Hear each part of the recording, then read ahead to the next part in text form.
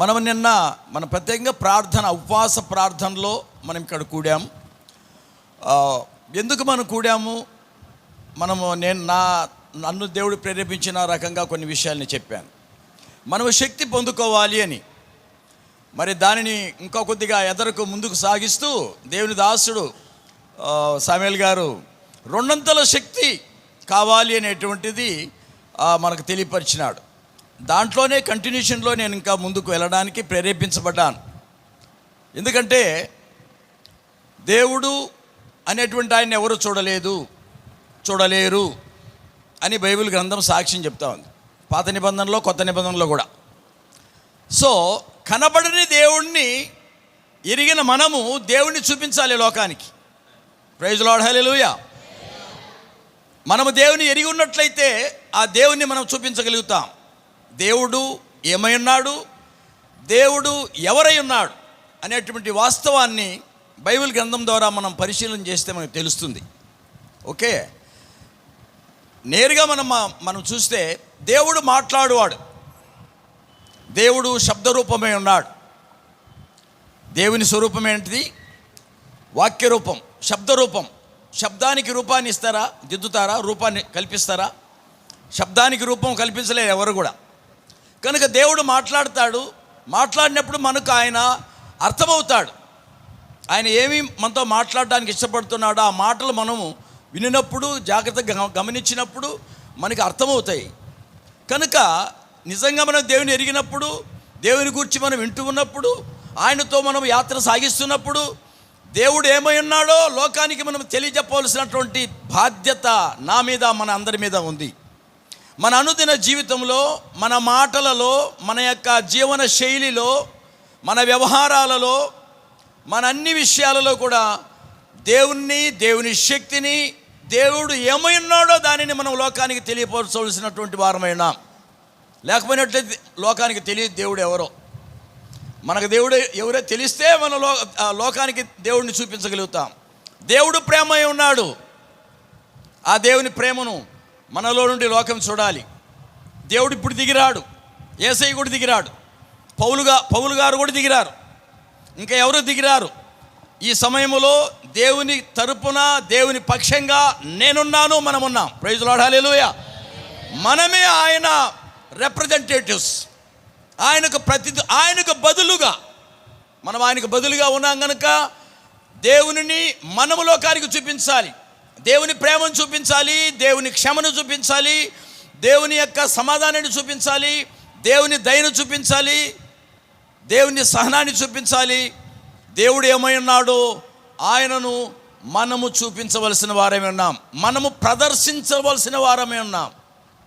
కేవలము ప్రకటించువారం మాత్రం కాదు, కానీ దేవుడు ఏమై ఉన్నాడో దేవుని మనం ప్రదర్శించువారంగా ఉండాలి.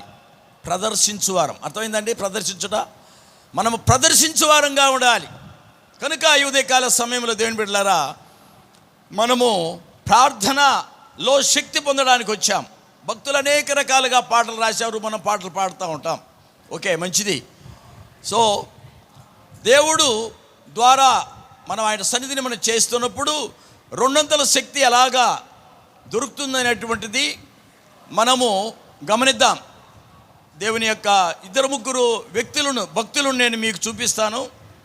ప్రత్యేకంగా వాక్యాన్ని, రెఫరెన్స్లన్నీ తీసి వీలైతేనే చదివిస్తాను, లేకపోయినట్లయితే నేను మీకు చెప్పుకుంటూ వెళ్తాను. ఓకే, సో మనం దేవుని గురించి వింటున్నాము, దేవుని బైబిల్ చదువుతూ ఉంటున్నాము, పాడుతున్నాము, ప్రార్థన చేస్తున్నాము, అన్నీ చేస్తూ ఉంటాం. కానీ మనము దేవునితో ప్రయాణము చేస్తున్నామా లేదా అనేటువంటిది కొద్దిగా ఆలోచించాల్సినటువంటి విషయం.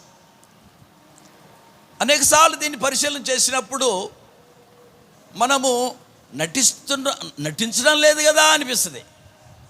మనం పరీక్షించుకుంటే వేషధారులుగా మనం జీవించడం లేదు కదా అనిపిస్తుంది, లోతుగా పరిశీలన చేస్తే. అందువలన మనము వాక్యపు వెలుగులో అనునిత్యము, ఎందుకంటే దేవుడు వాక్యమై ఉన్నాడు. దేవుడు ఏమై ఉన్నాడు? వాక్యమై ఉన్నాడు. కనుక ఆ వాక్యపు వెలుగులో ప్రతి నిత్యము ప్రతి సమయము మన జీవితాలను మనము పరీక్షించుకోవలసిన వారమైనాం.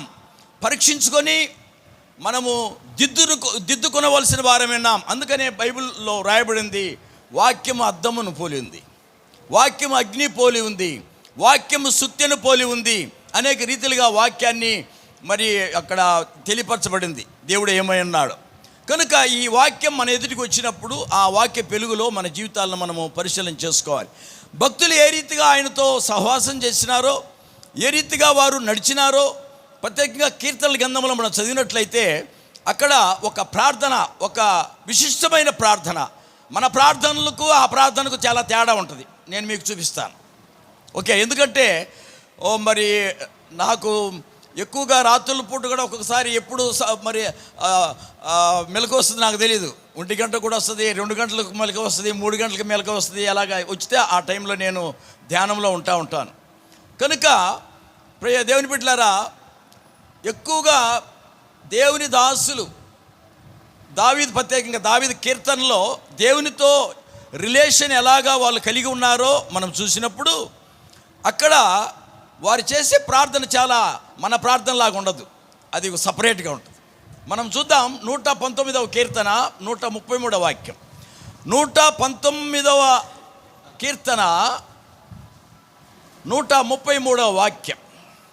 దేవునితో మాట్లాడుతున్నాడు. నీ వాక్యమును బట్టి నా అడుగులు స్థిరపరచుము, ఏ పాపమును నన్ను ఏలనీయకుము. ఇది దైవజనుడైనటువంటి దావీదు యొక్క ప్రార్థన. మనము ఎప్పుడైనా ఇలాగ ప్రార్థన చేశామా? హలో, వినండి, నా వైపు చూడండి. బైబిల్లో చదవన్నప్పుడు మీరు బైబిల్ చదవండి, మిగిలినప్పుడు కేవలం నా నోటికే చూడండి. ఓకే, మాటలు వినండి, మాటలు జాగ్రత్తగా వినండి. ఏం చదివాం మనం అక్కడ? నీ వాక్యమును బట్టి నా అడుగులు స్థిరపరచుము, ఏ పాపమును నన్ను ఏలనీయకుము. ఎప్పుడైనా చేశారా ఈ ప్రార్థన? మీరు ఎప్పుడైనా చేశారా? మనం ఎప్పుడైనా ఇలాంటి ప్రార్థన చేశామా? ప్రభువా, నాకు అది కావాలా, నాకు ఇది కావాలా. నేను నిన్న చెప్పాను కదా, మన గోడే, మనకు ఎన్ని కావాలి. కానీ మనం ఆయనతో ప్రయాణం చేసి ఆయన దగ్గర ఉండాలంటే మనం ఏం చేయాలి? ఆయనలాగా మారాలా లేదా? ప్రైజ్ లార్డ్, హల్లెలూయా. ఆయనలాగా మనం మారవలసిన వారమైనాం. ఆయనలాగా మనం మారాలంటే ఈ లోకము పాపంతో ఉంది, ఈ శరీరములో పాప నియమం పనిచేస్తూ ఉంది. కనుక ప్రతి నిత్యము మనల్ని పడగొట్టడానికి ప్రయత్నం చేస్తుంది. అందువలన మనం ఆయనతో నిజంగా ఆయన వెంటాడుతూ ఉన్నట్లయితే, ఆయనను అనుసరిస్తూ ఉన్నట్లయితే మన జీవితంలో ఆ ప్రార్థన మనకు అవసరమైంది.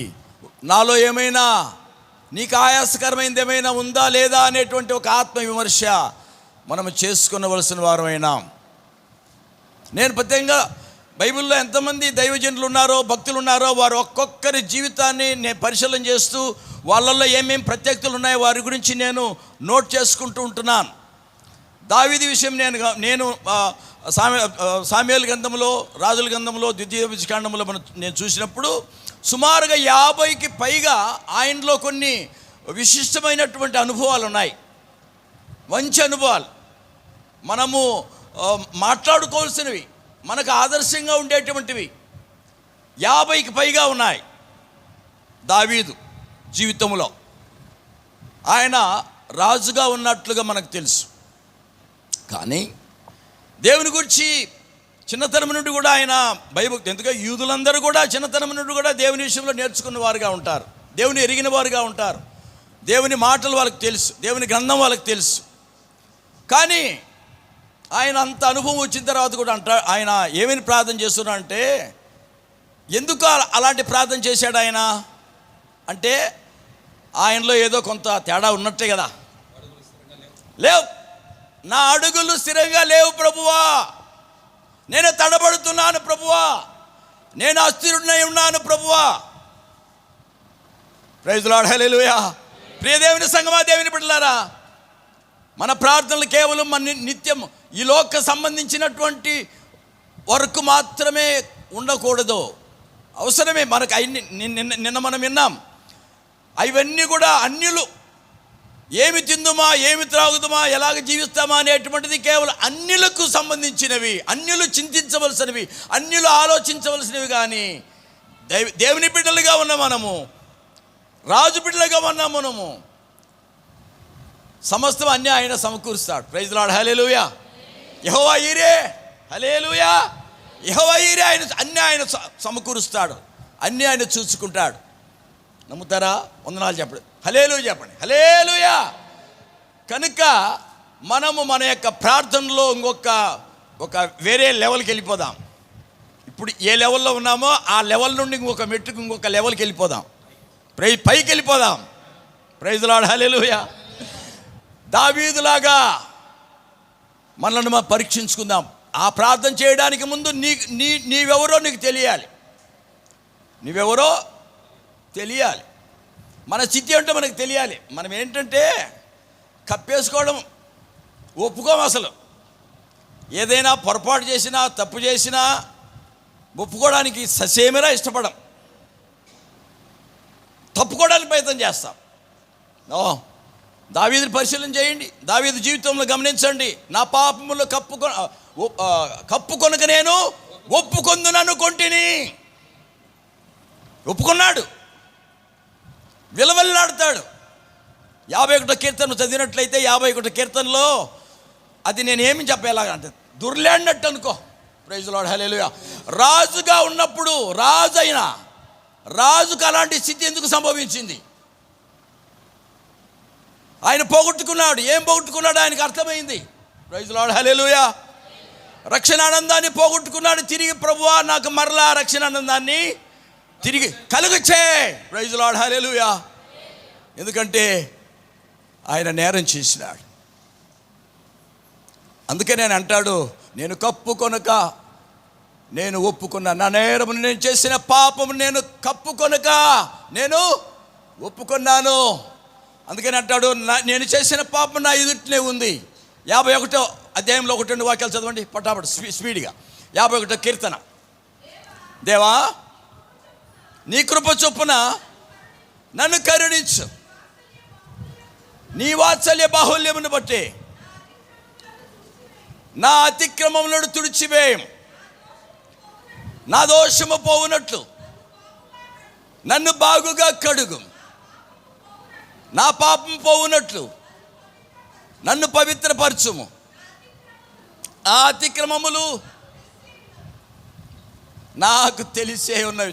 చూసారా? నా అతిక్రమములు నాకు తెలిసే ఉన్నవి, నాకు తెలుసు నేనేం చేశానో. అనేక సార్లు మన జీవితంలో బొంకెత్తాం. పిల్లలు బొంకడమే, పెద్దలు బొంకడమే, అందరూ బొంకడమే కాదు. ఆ రకంగా ఉన్నప్పుడు దేవుని యొక్క సన్నిధిలో ఆశీర్వాదాలు మన జీవితంలో పొందలేం. అది ప్రత్యేకంగా గమనించాల్సినటువంటి ఒక పరిస్థితి ఉంది. ఆయన ఆ రకంగా తను తాను సంపూర్ణంగా దేవుని సన్నిధిలో సమర్పించుకోడు. లాస్ట్లో ఆయన అంటాడు, మరి చాలా ప్రార్థన చేసుకుంటూ వెళ్తాడు. ఆ తర్వాత దేవునికి ఏది ఇష్టమైందంటే, ఎలాంటి ఒక జీవితం ఆయనకి ఇష్టమైందంటే, విరిగి నలిగిన, ఆ వాక్యంలో ఏముంది 16-17లో, నీవు బలిని కోరువాడు కాదు, నేను అర్పిస్తాను. దహన బలి నీకు ఇష్టమైనది కాదు, విరిగిన మనస్సే దేవునికి ఇష్టమైన బలి. ప్రైజ్ ది లార్డ్, హల్లెలూయా. మన దేవుడు ముత్యాల హారం కోరటంలా, రక్తరాసులు పొదిగింపబడిన కిరీటం ఆయన కోరటం లేదు. తొడగమని అడగటంలా, పెట్టమని అడగటంలా, కంకణం కోరటంలా, పట్టు వస్త్రాలు కోరటం లేదు. ఆయన ఏం కోరుతున్నాడు? ఏం కావాలి ఆయనకి? మనమేమి ఇవ్వగలం ఆయనకి? ప్రైజ్ ది లార్డ్, హల్లెలూయా. నువ్వెవరో? మనం పాపలు అండి. అడుగడుగున మన జీవితంలో, మన నేత్రముల ద్వారా, మన చూపుల ద్వారా, మన భావనల ద్వారా, మన ఆలోచనల ద్వారా, మన మాటల ద్వారా, మన హావభావాల ద్వారా మనం దేవుని సన్నిధిలో తప్పిపోయేవారుగా ఉన్నాం, పడిపోయేవారుగా ఉన్నాం, అస్థిరమై ఉన్నాం. మన అడుగులు స్థిరపరచమని మనము దేవుని వాక్య వెలుగులో మనం ప్రార్థన చేయవలసిన వారమైనా. అంతేకాదు, నిన్ను ఏ పాపం వెళ్తా ఉంది, ఏ పాపానికి నువ్వు దాసురాలుగా ఉన్నావు, ఈ ఉదయకాల సమయంలో పరీక్ష చేసుకోవాల్సిందిగా దేవుని తరపున నేను మీకు తెలియజేస్తున్నాను. పాపాలు చాలా ఉన్నాయి. ఒక్క విషయం, ఒక్క పాపాన్ని మాత్రమే చెప్తాను నేను, ఎందుకంటే నా టైం సగం అయిపోయింది. ఒక పాపం, అదే దావీదు తన జీవితంలో ప్రార్థన చేస్తాడు, ఏ పాపము కూడా నన్ను ఏలనీయదు, ఎందుకంటే నీ పరిశుద్ధ పర్వతం మీద ఉండడానికి ఇష్టపడుతున్నాను. ప్రైజ్ లార్డ్, హల్లెలూయా. నిజముగా దేవునితో ఉండాలని ఆశించేటువంటి ఎవరైనా సరే, దేవుని రాజ్యంలోనే చేరుకోవాలి, మోక్షరాజ్యం పరలోక రాజ్యంలోనే ఉండాలనేటువంటి ఆకాంక్ష, ఆ తపన ఎవరికైతే ఉందో వారందరూ కూడా మనలో ఏ పాపం లేకుండా మనల్ని శుద్ధి చేసుకోవాల్సిన వారమైనా. ప్రైజ్ లార్డ్, హల్లెలూయా. ప్రతిరోజు మన మీద పడతానే ఉంటాయి దుమ్ము ధూళి, చెడు ఆలోచనలు, చెడు తలంపులు, లోక సంబంధించినటువంటి మైల, లోక సంబంధించినటువంటి మాటలు మన జీవితంలో మన మీదకి వస్తాయి, మన చుట్టూ కమ్ముతాయి. వాటిని మనము సరి చేసుకోవాలి, తుడి చేసుకోవాలి, ప్రభువా కడగమని ప్రార్థించాలి, మనము దిద్దుకోవాలి. దేవుడు వచ్చి దిద్దడం ఇది ఒక పెద్ద సమస్య అయిపోయింది.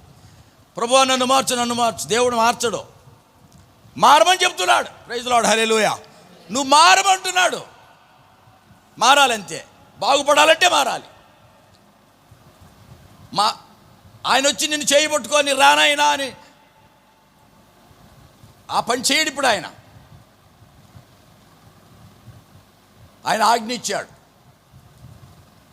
అందరు కూడా మారుమనసు పొందాలి, ఆయన వాక్యానుసారంగా, ఆయన ఆజ్ఞ ప్రకారంగా బాప్తిజం తీసుకోవాలి, పాపాలు కడుక్కోవాలని చెప్పి చెప్తా ఉంటే, నన్ను గడుగు ప్రభువా, ఆయన వచ్చి అడుగుతాడా? మనము ఆయన ఎదుట మన జీవితాలను మనం పరీక్షించుకొని మనమే మన యొక్క జీవితాలను మనం శుద్ధి చేసుకోవాలి. ప్రార్థిస్తాం, మిగిలిన కార్యక్రమం అంతా మనం చేయాలి, మిగిలిన చేయాల్సిందంతా కూడా మనమే చేయాలి. సో దావీదు తన యొక్క జీవితంలో 19వ కీర్తనకి వెళ్దాం. 13వ వాక్యంలో, 19వ కీర్తన 13వ వాక్యం. ఒక పాపాలు చాలా ఉన్నాయి లిస్టు. దురభిమాన పాపములో పడకుండా నీ సేవకుని ఆపము, వాటిని నన్ను ఏలనీయకుము. చాలు, దురభిమాన పాపములో పడకుండా నన్ను, అది నన్ను ఏలనీయద్దు. ఏంటి దురభిమాన పాపము?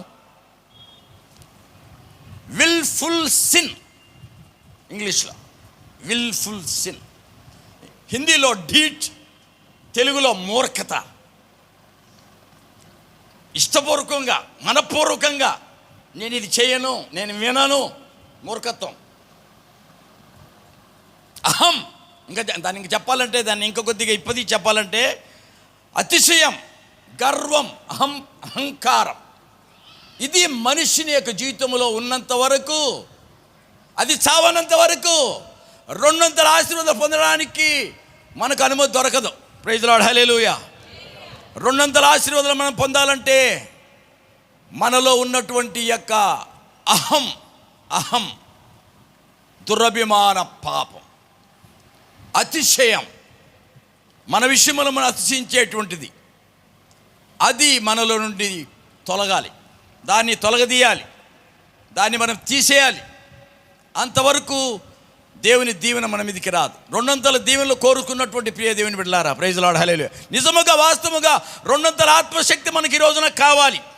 మన దేశంలో మనము ప్రభు కొరకు పోరాడాలంటే, ప్రభు యొక్క సువార్త మనము కొనసాగించాలంటే, మనము రెండొంతల శక్తితో ముందుకు సాగవలసిన వారమైనా, రెండొంతల శక్తితో సాగవలసిన వారు. రెండొంతల శక్తి మన మీదకి రావాలంటే ఆ 19వ కీర్తన 14వ వాక్యములో ఏమంటాడంటే ఆయన, యెహోవా నా ఆశ్రయదుర్గమా, నా విమోచకుడా, నా నోటి మాటలను నా హృదయ ధ్యానమును నీ దృష్టికి అంగీకారమగునుగాక.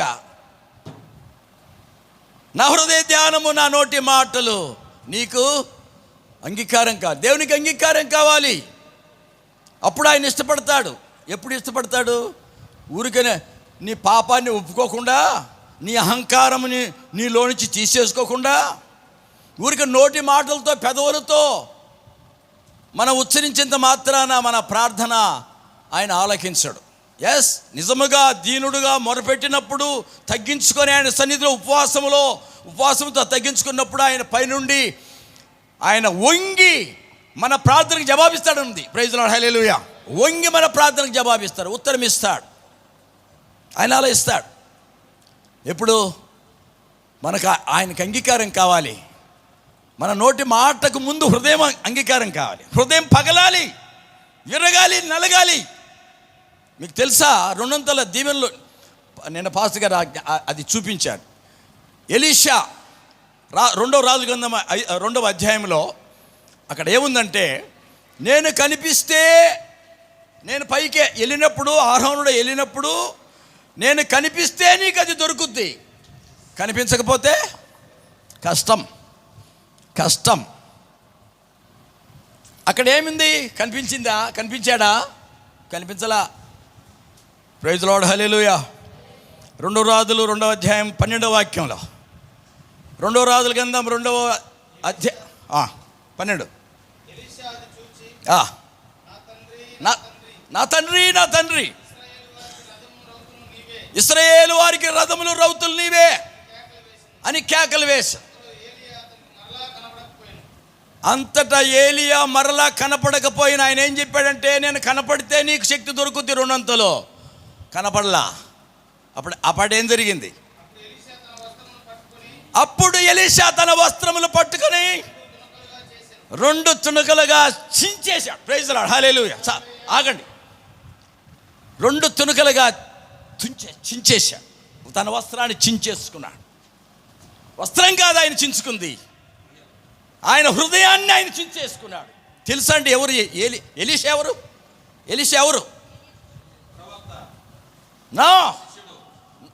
ఎలీషా ఒక యజమాని, భూస్వామి. 12 అరకల సేద్యం చేస్తూ 12వ అరకను దున్నుతున్నటువంటి ఒక గొప్ప యజమాని, భూస్వామి, ల్యాండ్ లార్డ్. ఆయనలో ఆ యొక్క హృదయ గర్వం ఉంది.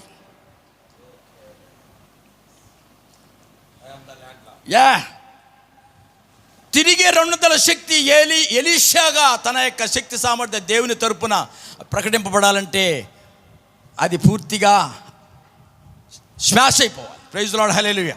అది స్మాష్ కావాలి. అప్పుడు ఒక సూచన, ప్రైజ్ లార్డ్, హల్లెలూయా, ఒక సూచన పైనుండి అది దుప్పటి కింద పడింది. ప్రైజ్ లార్డ్, హల్లెలూయా.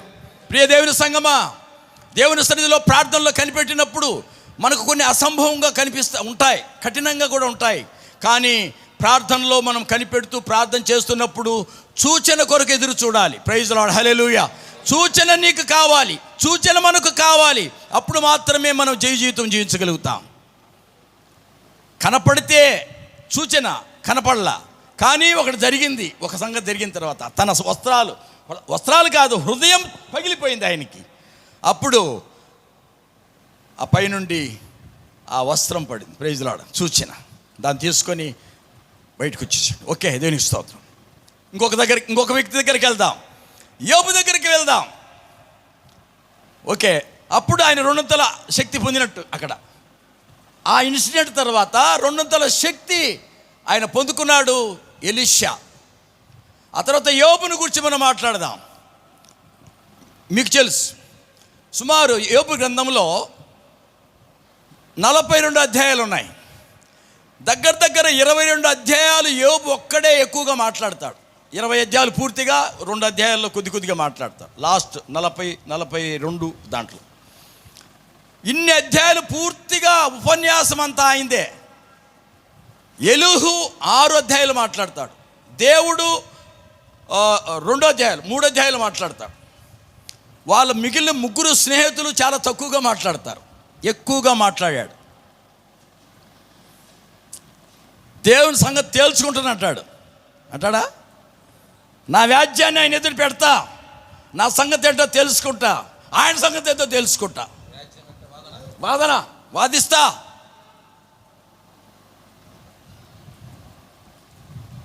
రానే వచ్చాడు, మాట్లాడడం ప్రారంభించాడు.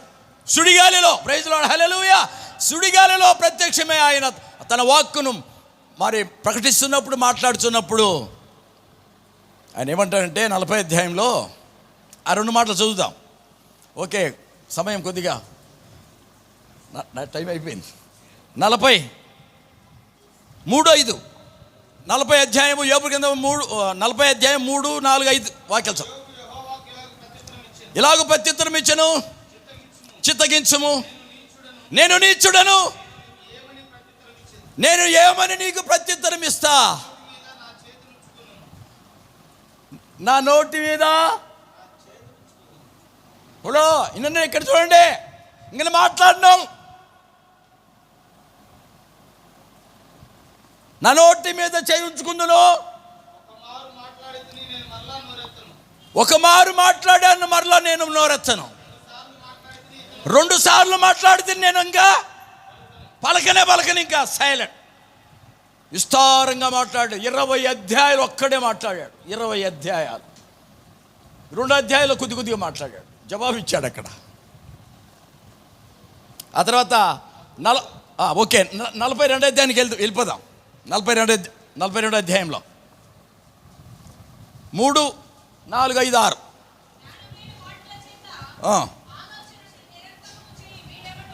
6 వివేచన లేని వాడనైనా నేను ఏమీ నెరగక నా బుద్ధికి మించిన సంగతులు గూర్చి మాట్లాడతిని. నేను మాట్లాడుకొడుతున్నాను, దయచేసి నా మాటగా ఆలకించు ప్రభువా, తెలియజెప్పుము. వింటిని, ఇప్పుడు కన్నులారా నిన్ను చూచుచున్నాను, కావున నన్ను నేను అసహించుకొని ధూళిలో బూడిదలో పడి పశ్చాత్తాపడుచున్నా.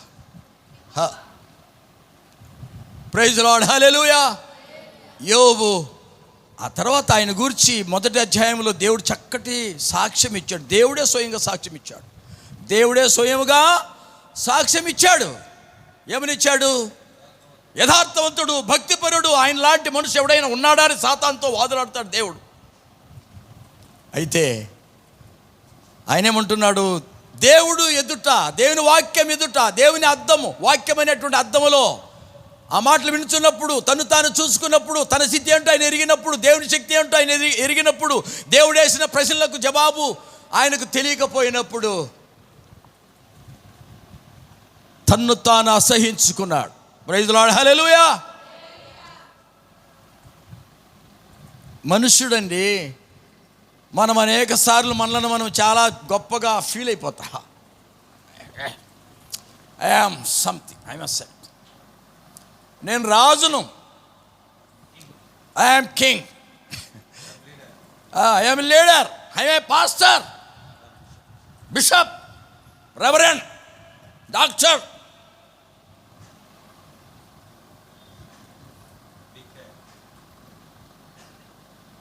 ఆ రకంగా తను తాను తగ్గించుకొని, అసహించుకొని, బూడిద వేసుకొని ఆయన సందులో కనపడినప్పుడు అప్పుడు ఆయన ఇష్టపడతాడు. Praise lord. ఆ 42 అధ్యాయంలో కొద్దిగా చదవండి. ఆ కింద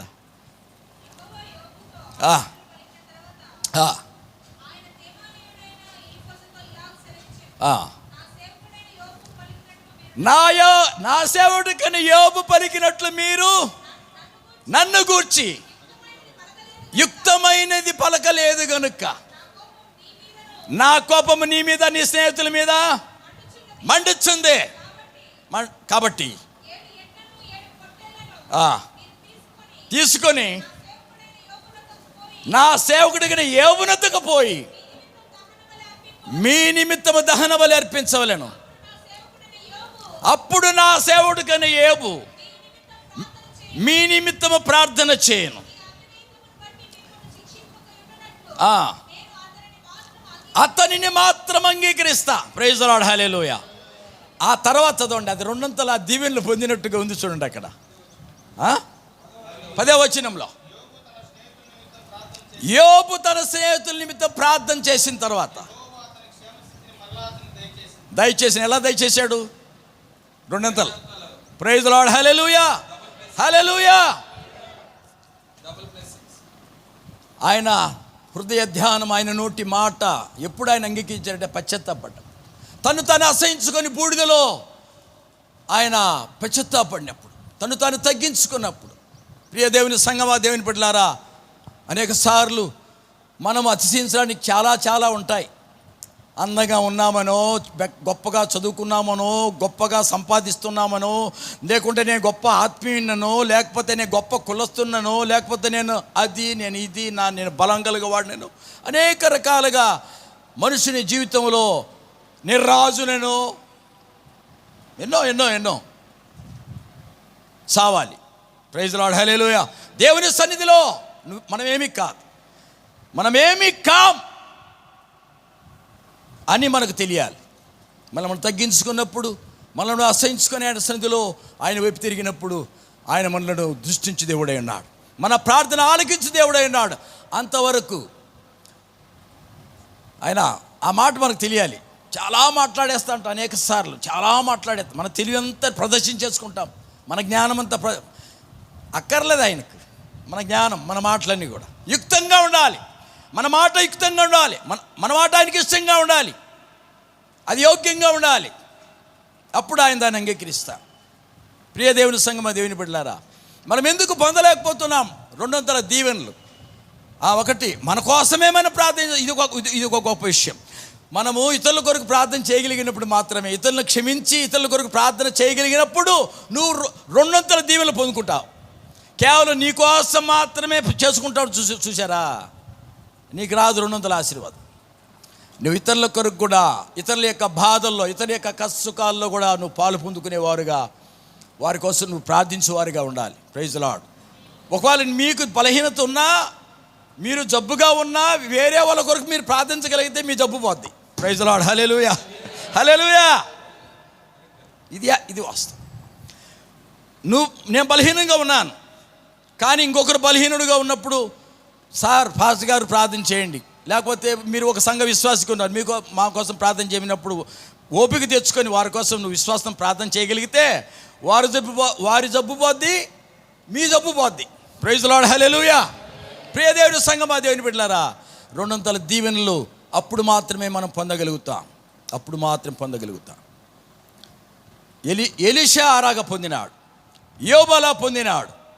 దావీదు కూడా తన యొక్క జీవితంలో ఒక మంచి సాక్ష్యం. తర్వాతనే అలాంటి పశ్చాత్తాప 51వ కీర్తన పూర్తిగా మనం చదివితే ఆయన ఎలాంటి పశ్చాత్తాప పరిస్థితి ఆయన కలిగి ఉన్నాడో మనకు అర్థమవుతుంది. ఆ తర్వాతనే ఆయన గురించి ఒక సాక్ష్యం రాబడింది, నా హృదయానుసారుడైన మనుష్యుడు. ప్రైజ్ ది లార్డ్, హల్లెలూయా. నా హృదయానుసారుడైన మనుష్యుడని ఎప్పుడు ఆయన విషయంలో చెప్పబడిందంటే, ఆయన తప్పు చేసినప్పుడు నేను తప్పు చేశానని ఒప్పుకున్నాడు. తప్పు ఒప్పుకునే విషయంలో ఫస్ట్, ప్రైజ్ ది లార్డ్, దావీదు. తప్పు సహజంగా అందరు చేస్తాం, అందరి వలన తప్పులు జరుగుతాయి. కానీ తప్పు ఒప్పుకునే విషయంలో ఏమాత్రము ఆలస్యం చేయక వెంటనే తన తప్పును ఒప్పుకొనగలిగిన శక్తిమంతుడైన వాడు దావీదు. ప్రైజ్ ది లార్డ్, హల్లెలూయా. నేను తప్పు చేశాను కనుక నా విరోధి నా మీద రాని, నన్ను తిట్టని, నన్ను శపించని, నా మీద దుమ్మేయని, నేను దానికి ఆ మనసు మనకు కావాలి. ప్రైజ్ ది లార్డ్, హల్లెలూయా. ఆ మనసు మనం కలిగి ఉన్నట్లయితే, ఆ దీనత మనం కలిగి ఉన్నట్లయితే మనము దేవుని కొరకు బలముగా సాక్షులుగా నిలబడగలుగుతాం. ఈ దినాలలో మనం బలమైన సాక్షులుగా ప్రభు కొరకు వాడబడాలని దేవుడు మనల్ని అందరినీ కోరుచుంటున్నాడు. కేవలం విశ్వాసి ఇక్కడ కూర్చున్నట్టు వారు మాత్రమే కాదు, ప్రతి విశ్వాసి, ప్రతి యవనస్తుడు, ప్రతి స్త్రీ, ప్రతి పురుషుడు, ప్రతి అబ్బాయి అమ్మాయి అందరూ కూడా ప్రభు కొరకు మనం వాడబడాలి. ప్రభు యొక్క శక్తిని మనం పొందుకోవాలి. ప్రభువుకు యోగ్యమైనటువంటి వారంగా మనం మారాలి. సో మన నోటి మాట, మన హృదయ ధ్యానం దేవునికి అంగీకారమగునట్లుగా మన జీవితాలను దేవుని సన్నిధిలో సమర్పించుకుందాం. దానికి ముందు మనం పశ్చాత్తాపడదాం. మనము దేవుని సన్నిధిలో ఉండి ఏదైనా ప్రార్థించి పొందాలంటే, ఇతరుల కొరకు పొందాలన్నా, మన ప్రార్థన దేవుడు ఆలకించాలంటే, ఇతరుల కోసమైనా మన కోసమైనా ముందు మనల్ని మనం దేవుని సన్నిధిలో తగ్గించుకొని పశ్చాత్తాపడి మన తప్పులేంటి మనం చూసుకొని, అలా ప్రభువా నేనేం చేశాను నాకు తెలియదు అనొద్దు. ప్రార్థనలో చాలామంది అలా చేస్తారు. ప్రభువా నేనేం చేశానో నాకు తెలియదు, నీకే తెలుసు ప్రభువా. ఎవరికి తెలుసు ప్రభువా? నీకే తెలుసు ప్రభువా అంటారు. అలా కాదు, మనకు తెలుసు. తెలీదా నువ్వు చేసింది ఏంటో? నీ జ్ఞాపకం వచ్చినప్పుడు నుండి నీ ఏమేమి చేసావో, ఎవరిని ఏమేమి అన్నావో నీకు తెలియదా? అంత మనసు లేకుండా అలా అయిపోయారా? నో, మనకు తెలుసు. దావీదులాగా నా పాపం నా ఎదుట ఉంది ప్రభువా. ప్రైజ్ లార్డ్, హల్లెలూయా.